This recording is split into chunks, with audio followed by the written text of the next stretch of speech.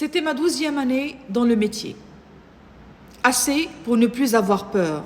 Assez pour croire qu'on a tout vu. Et pourtant, ce matin de novembre, j'ai eu du mal à me lever.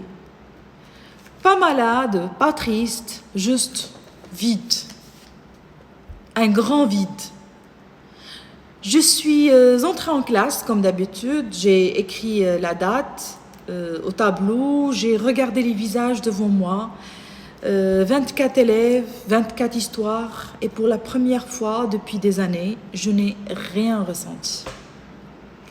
Ni l'envie d'enseigner, ni la curiosité de savoir ce qu'ils avaient compris, rien. Je suis rentrée ce soir-là chez moi et j'ai dit à voix haute, je ne peux plus. Vraiment, je ne peux plus. Les semaines suivantes ont été les plus longues de ma carrière. Je faisais les cours, je corrigeais les copies, je souriais aux élèves, aux parents, mais intérieurement, j'étais ailleurs. J'avais l'impression d'être une actrice qui joue un rôle qu'elle connaît par cœur, mais qui a oublié pourquoi elle monte sur scène. J'ai pensé à démissionner, sérieusement. J'ai même regardé ce qu'on pouvait faire d'autre avec un profil comme le mien. Et puis un jour, une élève m'a remis une feuille pliée en 4 après le cours. Pas un devoir, pas une excuse d'absence. Un mot, 3 lignes. Madame, je voulais vous dire que grâce à vous, j'ai arrêté de détester le français. Merci. Avec un petit cœur. Je ne sais toujours pas pourquoi ce mot-là, ce jour-là. Mais quelque chose s'est rallumé.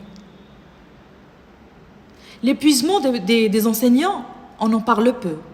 On parle des programmes, des réformes, des résultats, rarement de ce que ça coûte de l'intérieur, d'être présent pour les autres, chaque jour depuis des années.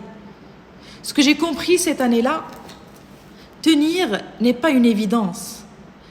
C'est un choix qu'on refait, parfois sans s'en rendre compte. Et parfois, on a besoin d'un signe minuscule pour se souvenir pourquoi on a commencé.